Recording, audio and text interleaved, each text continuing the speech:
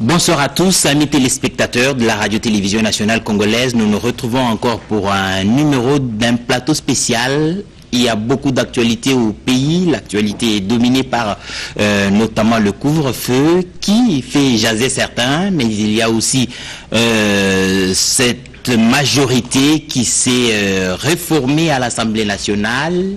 L'actualité a tellement évolué au pays qu'il était important que le porte-parole du président de la République donne de la voix, qu'on l'écoute. Kasongoumé Mayamba Tarsis est ici avec nous ce soir.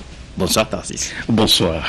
Mon invité de ce samedi 26 décembre 2020 de 16h à 18h dans votre émission Rendez-vous des Patriotes, c'est un vrai combattant, un sage. Il a risqué sa vie pour défendre son pays.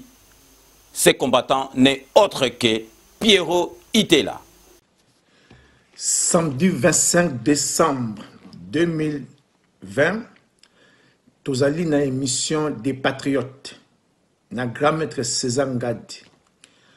Après union sacrée, il y a des députés na RDC na Kinshasa, 90% il y a des combattants derrière le président de la République pour soutenir l'action du président de la République. Pierrot Itela akozala nangai na émission Nabino Rendez-vous des Patriotes. Boyebi parmi les combattants. Pierrot Itela azali combattant oyo tokoki kolobake azali sage azali mwana mayele. Boyebi combat eza lisusu neti ya kalate. Pierrot Itela azali parmi les combattants oyo ba rejoindre le président de la République pour nakochai maboko balobike azali mwana mboka. Alors samedi 25 décembre, tous les rebelles, tous participer à l'émission pour sensibiliser la diaspora parce que la diaspora tous a un rôle à jouer pour la nouvelle Congo, Congo Yassika. Alors, je remercie les combattants, au moins 90% au lelo, bandimi, kosangana plateforme Otobengi, réussir ensemble avec le chef d'État, tout le samedi, tout solo là. Mituna nabino nyoso tu bozali na yango bobenga na numéro oyo ezali ko défiler pour poser ba question nabino en direct na émission nabino Rendez-vous des Patriotes il y a samedi oyo le 26 décembre 2020 de 16h à 18h. Alors rendez-vous samedi 25 décembre à 14h, émission Patriote, il y a César Ngadi. Tous les belés, tous solo là, tous partagés. Nakanisi, tous les baki que moi namboka azwa ma solo, moi namboka azuma solo. Nakata famille, baswanaka, babundaka na sa mbula, pour ba voisin ba yokate. Alors, tu comprendre que oya zana tête mboka za moi na famille. Donc soutien total. Pour un changement, pour améliorer la vie des Congolais. Donc, tu développes ma solo samedi, dans l'émission, il y a Patriote, il y a Messieurs César Ngadi. Tous les belés, Ingeta. Un seul rendez-vous, c'est ce samedi 26 décembre 2020, de 16h à 18h. Rendez-vous des Patriotes reçoit Pierrot Itela. Denka na Sarabino, bo sanate, kadambe, akozwa, masolo, nambuchu, penadikosi. À ce samedi. D'entrée de jeu, la population de la République démocratique du Congo s'inquiète, se pose beaucoup trop de questions. Le président de la République, Félix Antoine Tshisekedi Tshilombo, qui a reçu l'équipe multisectorielle de lutte contre le coronavirus en République démocratique du Congo, a pris un train de mesures parmi lesquelles le couvre-feu, mais en tout cas une mesure qui ne passe que très difficilement dans la communauté. Est-ce que vous pensez que le président de la République a mesuré le danger du Covid-19 et les impairs que cela causerait à la population, surtout en cette fin d'année? Merci beaucoup, Eddy Tchala, de me recevoir pour donner un petit peu quelques éclaircissements rendus nécessaires par tout ce que l'on raconte. Le président de la République avait déjà dit dans un de ses discours qu'il est à l'écoute des scientifiques de son pays. Et dans cette structure multisectorielle à laquelle vous avez fait allusion, vous trouvez toutes sortes de spécialistes qui ont évalué avec le président de la République la situation actuelle de la pandémie Covid dans notre pays. Il s'est avéré nécessaire de prendre une décision qui est celle qui est de procéder à un couvre-feu parce que deux raisons majeures en réalité ont pesé. La première, c'est que, ça ne vous a certainement pas échappé, il y a une sorte de relâchement dans l'application des mesures barrières, des mesures de prévention, puisque pour l'instant la curation de cette maladie est assez aléatoire, même si elle fonctionne, il y a des cas de guérison que l'on constate régulièrement. Mais on a constaté effectivement qu'il y a un grand relâchement au sein de la population, et cela les exposait à cette deuxième vague qui est encore plus meurtrière et plus virulente que la première. Alors, pourquoi 21 heures? En gros, il faut se dire que à partir de cette heure-là, il y a des activités nocturnes qui, malheureusement, favorisent plutôt la transmission de cette maladie. Les boîtes, on ouvre les lieux de rassemblement, pour ceux qui aiment bien vivre la nuit, bon, sont devenus précisément des points dangereux. Ensuite, à côté du relâchement, il fallait également remettre en conscience le Congolais le fait que cette maladie est vraie. Parce qu'il y en a qui croient encore que c'est de la fiction. Donc, cette mesure a été prise sur le plan sanitaire pour essayer de protéger le plus de gens possible de cette deuxième vague qui est véritablement très très active dans notre pays. La deuxième raison, c'est une raison sécuritaire. Il y a beaucoup d'alertes sur des menaces concernant la sécurité nationale.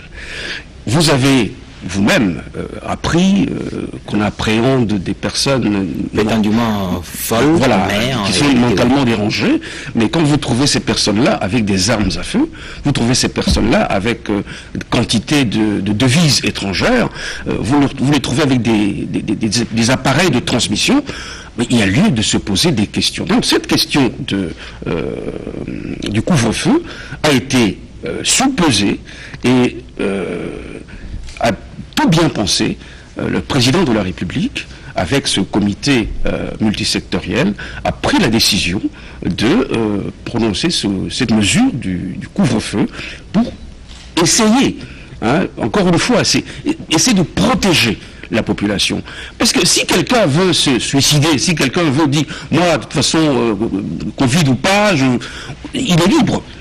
Mais l'État est quand même là pour dire aux citoyens, vous n'avez pas le droit de vous suicider. Voilà, exactement. C'est ça, justement. Mais, et là, justement, je crois qu'il y a, on dirait, un petit déficit de communication. Parce que la population se mobilise pour appréhender ces personnes avec un comportement assez bizarre. C'est la population qui l'appréhende. On dirait que la population elle-même se prend en charge sur cette question sécuritaire. Mais dans la question de la communication, c'est qu'on a mis en avant la question du Covid, éludant ainsi la question sécuritaire, ce qui fait que la population a tout de suite pensé que ce n'était pas quand même une mesure efficace pour 21 heures tout arrêter à cause du coronavirus. Et dans ce que vous venez de dire, il y a une approche sécuritaire qui est prise en compte, et je crois que c'est celle-là qui n'aurait pas occasionné en tout cas de contestation, parce qu'il y en a certainement. Revenu tout fraîchement de Kinshasa, M. Chims, le président de l'UDPS Île-de-France, sera mon invité ce dimanche 27 décembre 2020 à partir de 16h sur kleboaoriginal.net dans une émission spéciale 5 minutes. Bonjour, bonsoir, chers compatriotes. Ngai Ndekonabino, président Chims, na Utibongo na Mboka, na Congo. Nazabongo na Mosolo Mingi, ya kokabula bino à travers émission Clébois ndeko na biso César Ngadi. Chims oyo azali président ya UDPS Île-de-France awiti ko puiser ba information à la source alobi azali na makambu ebele ya koloba na oyo biso toyebite donc to sengi na bino bozala connecté na cleboisoriginal.net dimanche oyo ya le 27 décembre 2020 à partir ya 16h azali na makambu ebele ya koloba. Donc rendez-vous ezali pour dimanche oyo na 16h. On sera dans Mutuna, la préoccupation, vous allez bongo, occasion à bien, pour tourner pour échanger.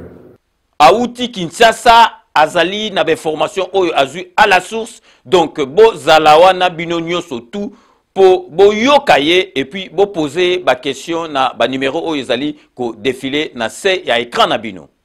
Ngai ndeko na bino président Chimia, na uti bongo na mboka na Congo. Na zabongo na mosolo mingi ya kokabula na bino à travers émission Clébois ndeko na biso César Ngadi.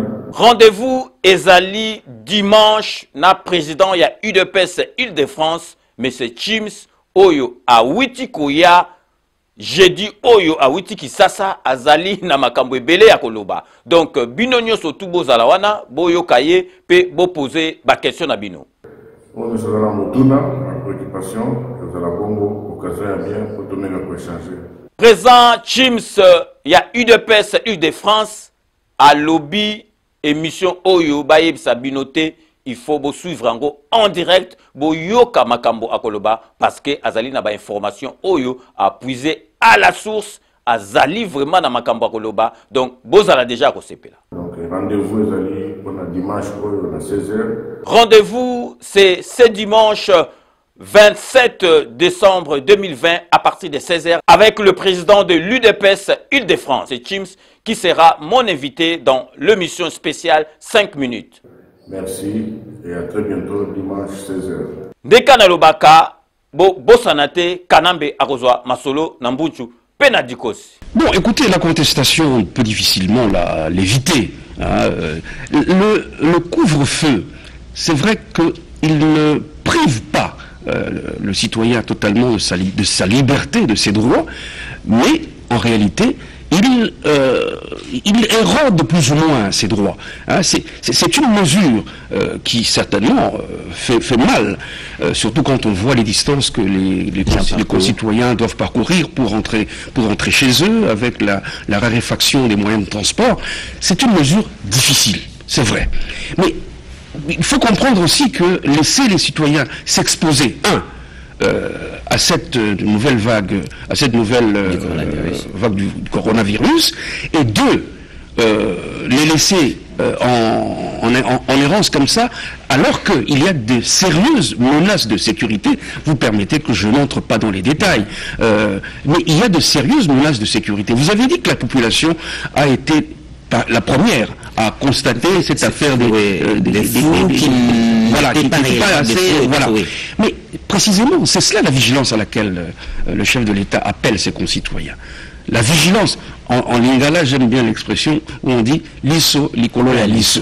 Bon, je crois que c'est sur ça que notre pays doit compter. On compte sur le citoyen. Le citoyen, vous savez, dans beaucoup de pays, la Suisse, pour ne pas la citer, mais même en France, vous avez surtout dans les campagnes, bon, quand surtout les personnes d'un certain âge qui passent leur temps, parce qu'elles ne peuvent pas être mobiles, mais passent leur temps derrière le rideau, en train d'observer, s'ils voient une figure nouvelle, qui n'est pas parmi les habitués, tout de suite on alerte, attention, il y a des visages nouveaux qui sont en train de circuler dans notre quartier.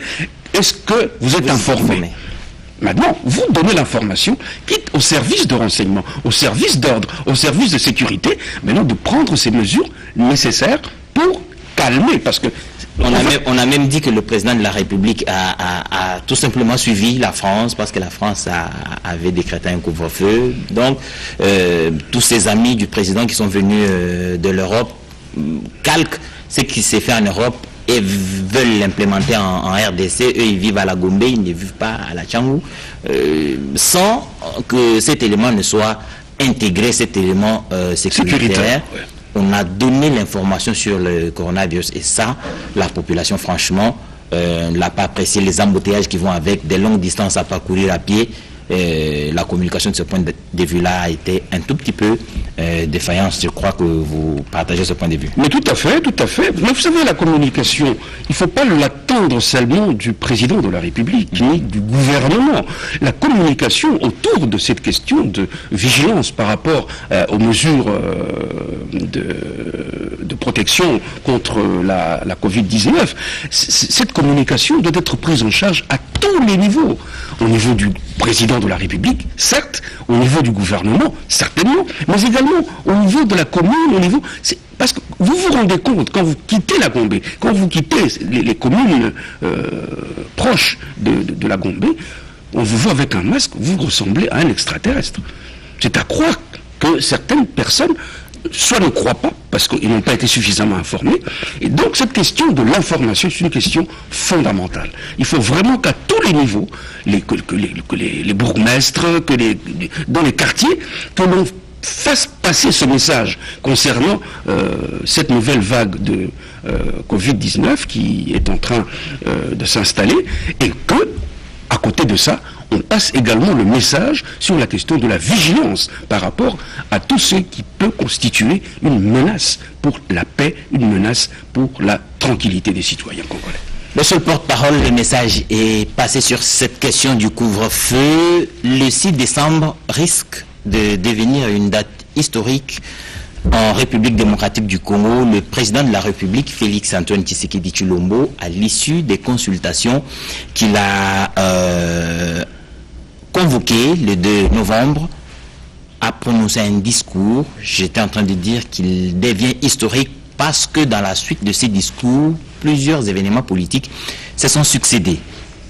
Le président a appelé à l'union sacrée de la nation, mais avant même que cette union sacrée ne se formalise, déjà l'environnement politique connaît un séisme sans précédent. Le président parlait dans son discours d'un effritement de la majorité qui était à l'Assemblée nationale. Une motion, une pétition arrive, conforte l'idée du président de la République. L'union sacrée de la nation semble prendre corps. Mais on dit que dans l'entretemps, le président de la République, même si on ne le cite pas directement, on dit que sa famille politique a usé des moyens peu orthodoxes, l'argent, la corruption, pour faire changer d'avis les députés de l'autre camp.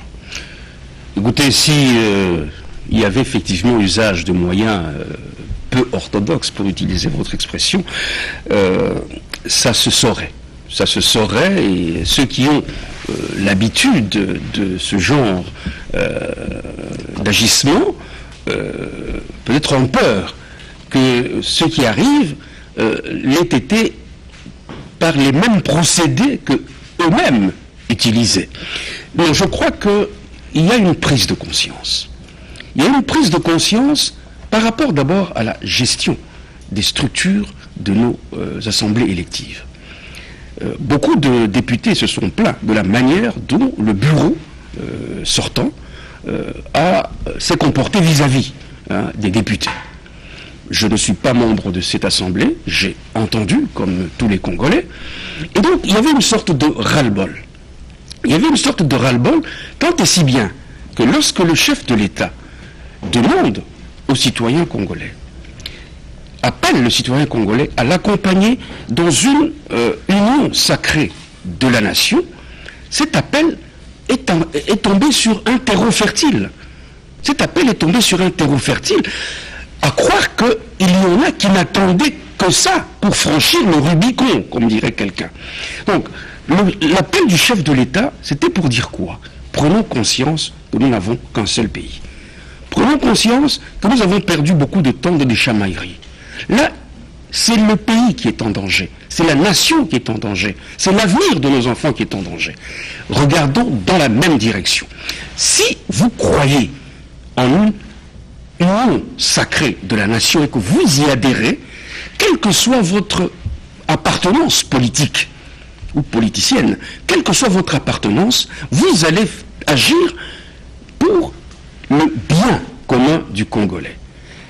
Je ne peux pas comprendre que certaines dispositions légales soient prises ou qu'on puisse initier certaines lois, comme par exemple les lois Minako Sakata, que ça vienne vraiment à l'esprit du législateur de faire passer de telles lois qui manifestement allaient mettre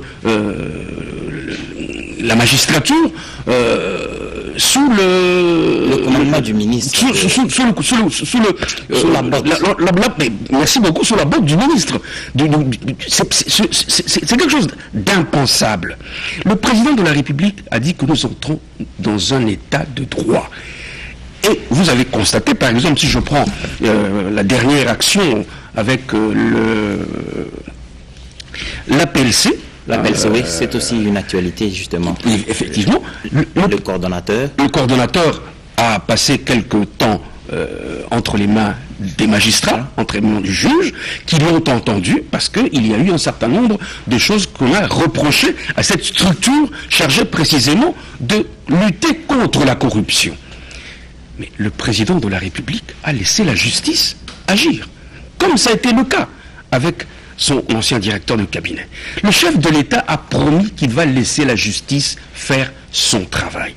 Et si nous allons dans un état de droit, il faut que celui qui est élu agisse en toute liberté et en toute conscience. On ne peut pas venir pour travailler sur une matière législative pour appliquer des consignes reçues en dehors du Parlement. Mais le député a sa conscience. Et donc le président dit, si vous adhérez à l'idée de l'union sacrée de la nation, c'est un état d'esprit d'abord. Si vous adhérez à cette idée-là, quelle que soit l'instruction que vous aurez reçue, en fait, vous êtes élu par des Congolais qui vous ont donné un mandat. Vous agissez en leur nom, pas au nom d'une autorité quelconque. Donc vous êtes là, votre mandat, vous l'exercez en toute indépendance et en toute liberté. Et donc là, le législateur, c'est-à-dire le député, le sénateur, va agir en toute conscience, parce qu'il est devant ceux qui l'ont élu, il est devant sa conscience, et il sait que ça c'est bon pour ceux qui l'ont élu, ça ce n'est pas bon pour ceux qui l'ont élu. Voilà ce que le président de la République entend par union sacrée de la nation. Pour la nation, nous faisons cause commune, quelles que soient vos convictions intérieures, quelles que soient vos appartenances partisanes, provinciales, régionales, tribales, etc. Pour la nation, nous faisons cause commune. Ça, c'est que le président pense justement. Mais dans l'esprit du politique congolais, généralement, on sait que quand il y a pareil appel du chef de l'État, c'est l'occasion d'aller se trouver un poste. Et je crois que nombreux qui traversent aujourd'hui, comme on raconte, ils ont traversé, viennent justement pour avoir une place à la table. Est-ce que le président de la République se trouve en position d'avoir assez de places à la table pour ne pas créer des aigris dont on dit que de l'autre côté, ils ont constaté qu'il n'y a pas assez de place pour eux et qu'ils pensent que chez le président Félix Antoine Tshisekedi, il va y avoir beaucoup de place. Félix Tshisekedi sera-t-il à mesure de satisfaire tous ses égos? Écoutez, je vais vous répondre par... je vais emprunter une image que j'ai entendue à l'époque de la conférence nationale souveraine. Je ne sais pas si vous en avez entendu parler, ou à l'époque vous étiez encore tellement dans vos syllabus que vous ne faisiez pas très attention à ce qui se passait autour de vous. Est-ce que vous avez déjà entendu parler de ce qu'on appelle le bal des chauves? Oui, j'ai entendu. Et c'était une expression que feu Étienne Tshisekedi Wamulumba, d'heureuse mémoire, utilisait souvent.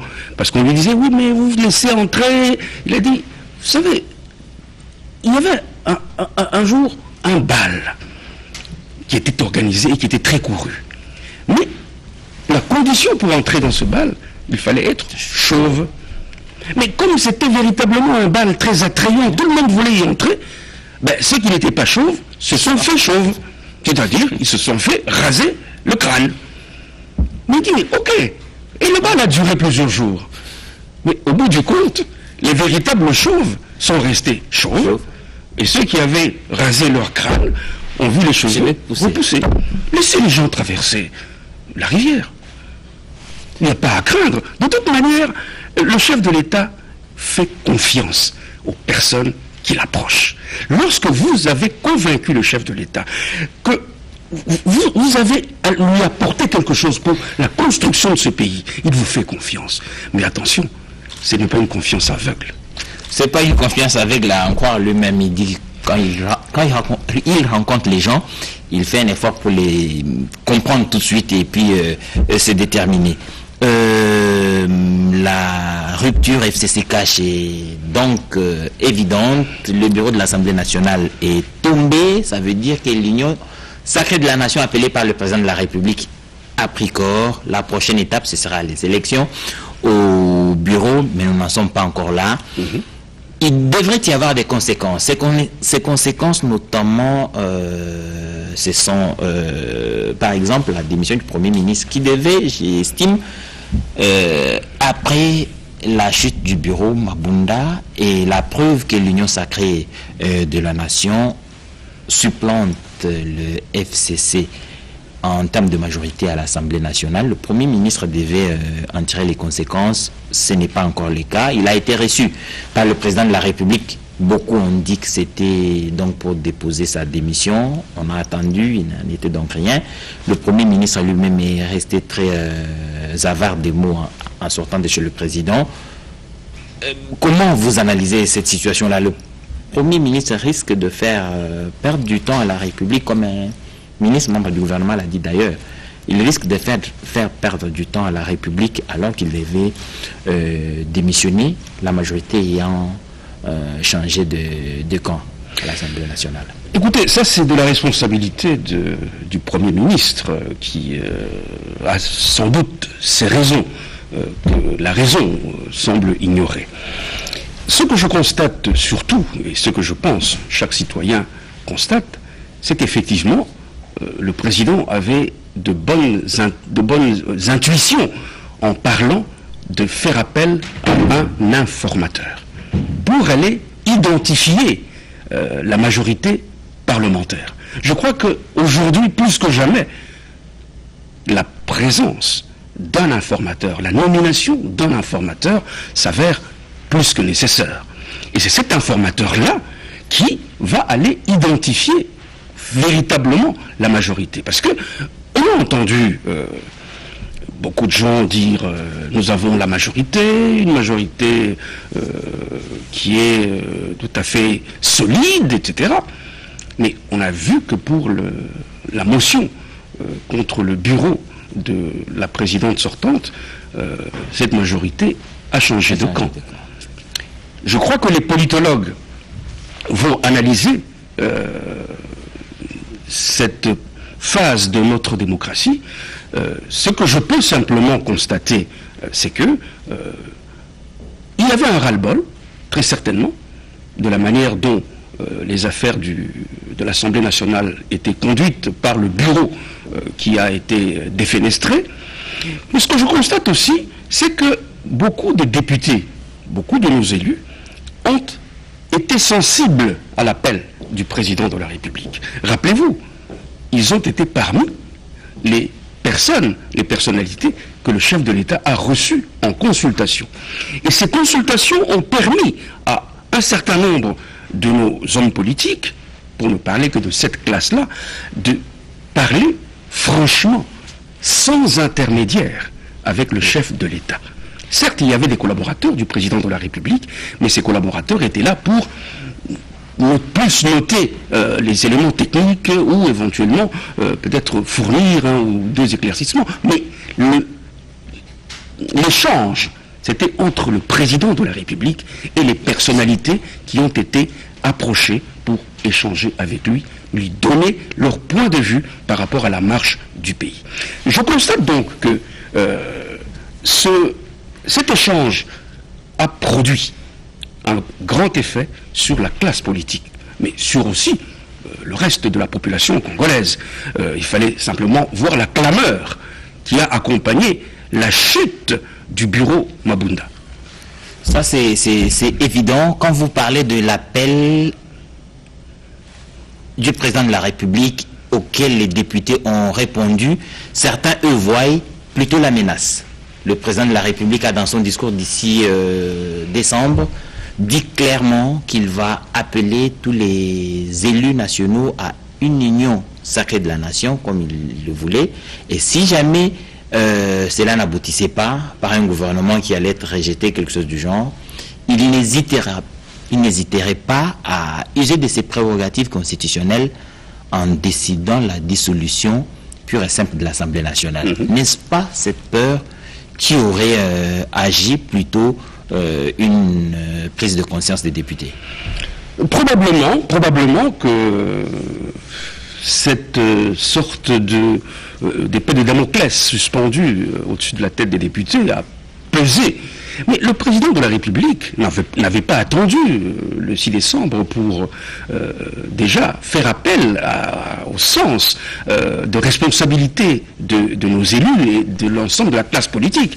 À Londres, rappelez-vous, il l'a dit devant les compatriotes vivant en Grande-Bretagne que je n'ai nullement l'intention de dissoudre l'Assemblée nationale. Et ça a créé un tollé ici. Mais si on me contraint à le faire, je n'hésiterai pas. Il a répété ce qu'il avait déjà dit à Londres 1 an auparavant. Donc, que les députés aient pris peur, bon, ils ont certainement leur raison. Mais si vous êtes un député élu réellement et vous formez une réelle majorité, attends, pourquoi avoir peur? Vous avez peur des électeurs? Non, il y a les moyens qui vont avec, tout ça, les moyens qu'ils n'ont pas pour l'instant. Ils sont en train de se préparer pendant le quinquennat pour aller affronter les électeurs avec un peu plus de moyens que maintenant. Ils seront prêts au dépourvu. Et par cette peur, ils désirent bien y rester d'abord, en train de se préparer. En tout cas, c'est une opinion qui le pense. Et si c'est le cas, je crois que le président serait en train de bâtir sur du sable mouvant. Oui, mais le problème, c'est comment les gens perçoivent cet appel du président de la République. Le président de la République fait appel à la conscience de l'homme politique. C'est en âme et conscience. Il n'y a personne qui vient vous prendre avec une menace quelconque, un fouet ou quoi que ce soit, pour vous dire, allez, traversez. Non. Le président de la République fait appel à la conscience de l'homme politique. Voilà le temps que nous avons perdu. Pour le mandat que j'assume, il ne nous reste plus que 3 ans. Je ne souhaiterais pas prendre encore ces 3 ans-là en train de patauger. Alors, aujourd'hui, je fais appel à votre conscience. Nous n'avons qu'un seul pays, nous n'avons qu'une seule nation. Si vous pensez que vous pouvez, vous voulez relever cette nation, vous voulez relever le défi du développement de la République démocratique du Congo, en âme et conscience, quel que soit votre passé, quel que soit ce qu'on vous a donné comme instruction, regardez vos électeurs les yeux dans les yeux et allons-y pour l'union sacrée de la nation. Mais encore une fois, comme je l'ai dit, ce n'est pas, comment dirais-je, même si ça ratisse large, je crois qu'il va y avoir un resserrement tout autour.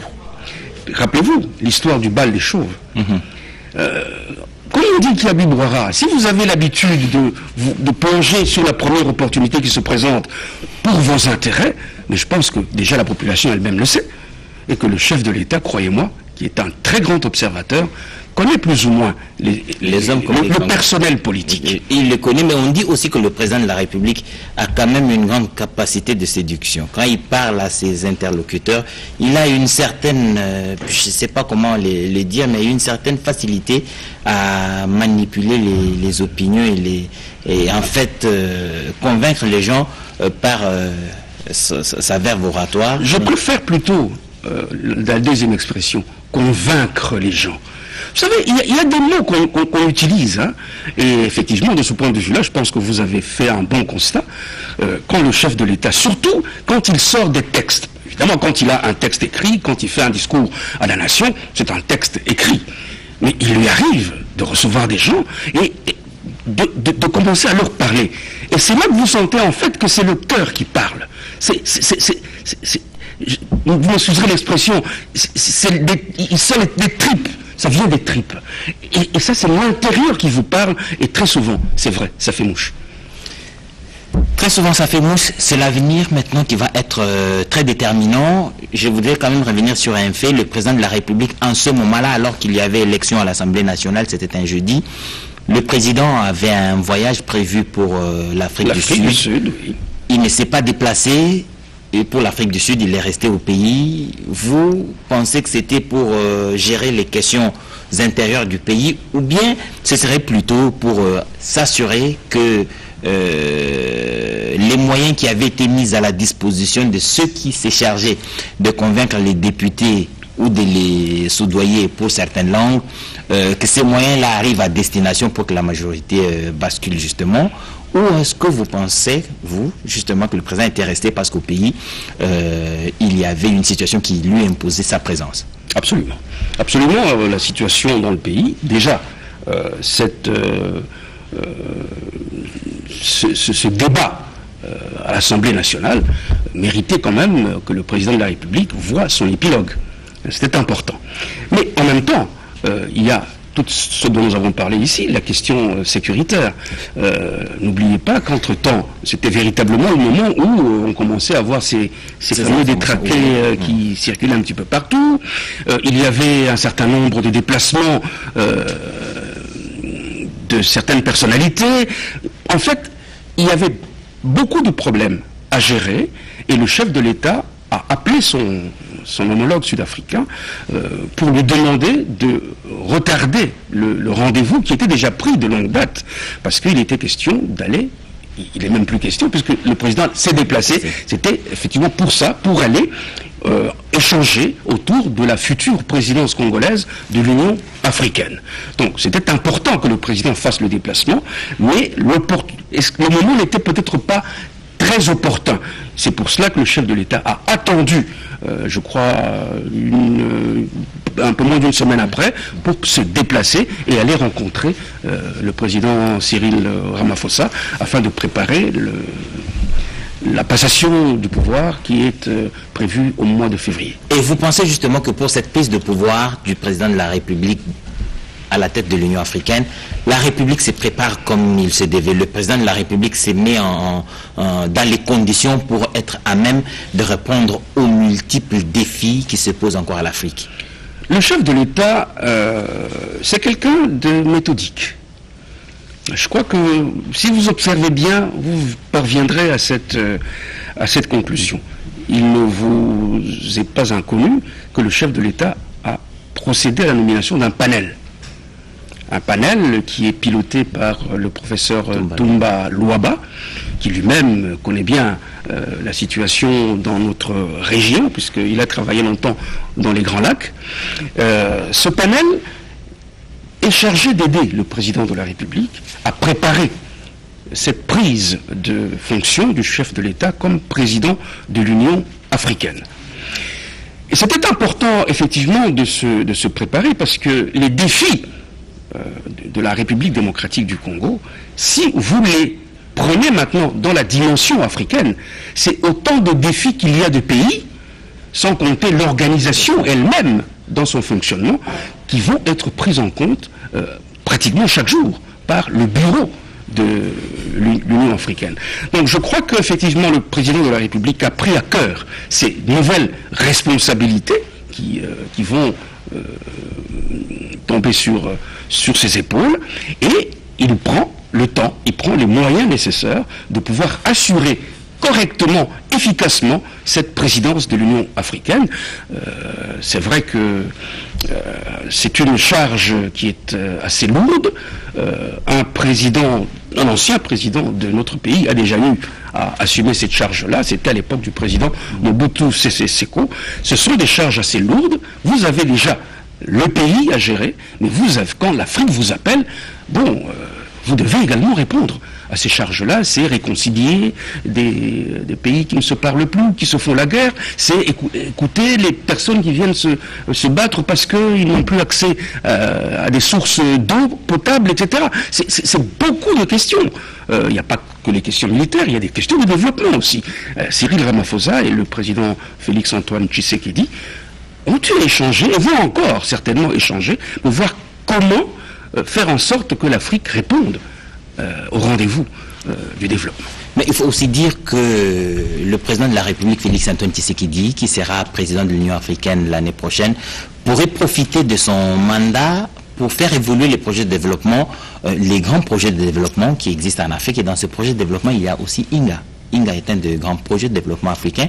Et lui-même, venant du pays d'INGA, je crois qu'il peut mettre à profit ce moment à la tête de l'Union africaine pour, en fait, donner un coup de pouce important à ce projet INGA, n'est-ce pas? Très certainement que les Africains voient d'un très bon œil la présence, l'arrivée du président Félix-Antoine Tshisekedi à la tête de l'Union africaine, ne fût-ce que par rapport au projet du grand INGA, dont on parle beaucoup, mais qui est en fait un chantier, il va falloir trouver, peut-être en parlant depuis le siège, depuis le fauteuil de président de l'Union africaine, il pourra mieux porter ce grand projet qui sera hautement bénéfique pour l'Afrique, et c'est pas d'aujourd'hui qu'on le dit. Je crois que le grand scientifique sénégalais Cheikh Anta Diop avait déjà prévu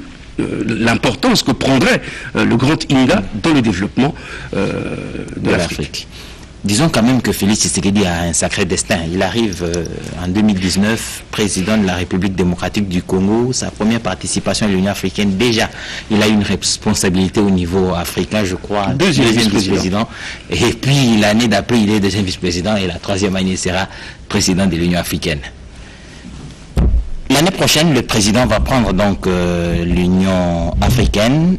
Il va présider à sa destinée, mais ce sera en même temps une année politiquement très mouvementée en République démocratique du Congo, parce qu'on attendra forcément le gouvernement de l'Union sacrée de la Nation. Ça devrait être dans le premier trimestre du mois de mars. C'est pendant ce même trimestre que le président devient le président de l'Union africaine.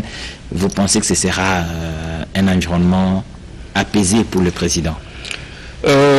Déjà, je suis d'accord avec vous que c'est un sacré destin, effectivement, auquel nous assistons. Ça ne sera pas facile. D'abord, ce n'est pas facile d'être président de la République démocratique du Congo. Il a lui-même dit. Mais je pense que le président de la République a les épaules suffisamment larges et solides pour soutenir ce poids, soutenir cette charge. Naturellement, il a besoin de l'apport de tout le monde. Il a besoin de l'apport du peuple congolais. C'est un soutien important pour lui.